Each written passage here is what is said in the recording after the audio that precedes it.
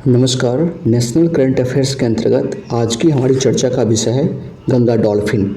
Ganga dolphin के बारे में आपने इससे पहले इन्वायरमेंट सब्जेक्ट के अंतर्गत पढ़ाई की होगी, लेकिन अभी यह चर्चा में आया है तो हम यह समझने की कोशिश करेंगे कि यह चर्चा में क्यों आया है और इससे जुड़े हुए महत्वपूर्ण तथ्य कौन कौन से हैं। सबसे पहली बात जो आपको ध्यान में रखनी है, अगर आपसे एग्ज़ाम में ये पूछा जाता है कि भारत का एकमात्र गंगा डॉल्फिन रिसर्च सेंटर कहाँ स्थापित किया जा रहा है, तो आपका आंसर होगा पटना। अर्थात पटना भारत का एकमात्र डॉल्फिन रिसर्च सेंटर है जहाँ पे डॉल्फिन के बारे में रिसर्च किया जा रहा है। और इसी से जुड़ा हुआ दूसरा महत्वपूर्ण तथ्य यह है कि अगर आपसे मैं पूछूं कि भारत के किन किन राज्यों में गंगा डॉल्फिन पाई जाती है, तो ये भी आपको जानना चाहिए कि भारत के किन किन राज्यों में गंगा डॉल्फिन पाई जाती है। तो इसे मैं आपको 3 कैटेगरी में शामिल करके इन सभी स्टेट के बारे में आपको बता रहा हूँ। सबसे पहली कैटेगरी में आप रखेंगे उत्तर प्रदेश, बिहार और पश्चिम बंगाल। ये तीनों बॉर्डर टच करते हैं, तो आप इसको इस तरीके से याद रख सकते हैं और भी तरीके से याद रख सकते हैं। ये 3 हो गए। फिर आप देखेंगे इधर झारखंड 4, और फिर मध्य प्रदेश और राजस्थान को आप एक कैटेगरी में रख सकते हैं, 4, 2, 6, और एक असम नॉर्थ ईस्ट का मात्र एक जो स्टेट है वो है असम। अर्थात भारत के इन 7 राज्यों में गंगा डॉल्फिन पाई जाती है। ये महत्वपूर्ण तथ्य आपको ध्यान रखना। मैं फिर से रिपीट कर रहा हूँ, उत्तर प्रदेश, बिहार, आप भी मेरे साथ साथ रिपीट करते चलें ताकि आपको याद हो जाए।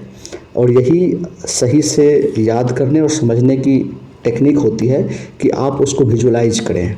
मैं आपको बोल रहा हूँ, आप ध्यान से सुने और आप रिपीट करें, मेरे साथ साथ बोलते चले। यूपी प्लस बिहार प्लस पश्चिम बंगाल 3 प्लस झारखंड 4, फिर मध्य प्रदेश प्लस राजस्थान 4, 2, 6, और एक नॉर्थ ईस्ट का स्टेट है असम।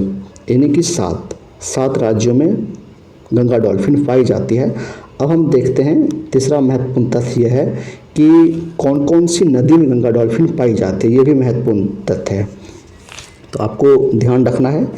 गंगा, ब्रह्मपुत्र, सिंधु और मेघना, यानी कि ये 4 जो नदियां हैं, गंगा, ब्रह्मपुत्र, सिंधु, मेघना, इन चारों नदियों में गंगा डॉल्फिन पाई जाती है।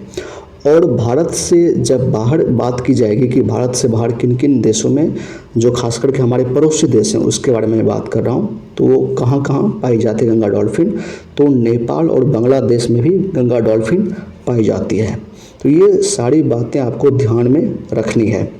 और अगर आपसे ये पूछा जाता है कि गंगा डॉल्फिन जो है उसके रहने के लिए कौन कौन सी नदियां हो सकती हैं, यानी कि उसके लिए सूटेबल है, जहाँ पे उसका जो इन्वायरमेंट होता है, उसका जो इकोसिस्टम होता है वो उसके लिए सूटेबल है, तो वो आप ध्यान रखें। गंगा, चंबल, घाघरा, गंडक, सोन, कोसी और ब्रह्मपुत्र जो नदियां हैं, इन सभी में गंगा डॉल्फिन रह सकती है। यानी कि उसका जो हैबिटेबल एरिया होता है जहाँ पे वो निवास करती हैं, वो इन नदियों में वो हैबिटाट के तौर पे, यानी कि अपना वो घर बना सकती है, यानी कि जहाँ रह सकती हैं, उसके बारे में बात की जा रही है।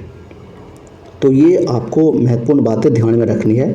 और देखिए ये इसलिए भी महत्वपूर्ण है क्योंकि ये जो हमारा मैरीन इकोसिस्टम है, यानी कि जो समुद्री पारितंत्र है, उसके लिए गंगा डॉल्फिन बहुत ही ज़्यादा महत्वपूर्ण है। तो ये बातें आपको ध्यान में रखनी है। तो ये थे आज के महत्वपूर्ण टॉपिक के कुछ महत्वपूर्ण तथ्य। तो ये चर्चा आपको कैसी लगी, आप कमेंट सेक्शन में जाकर बताएं।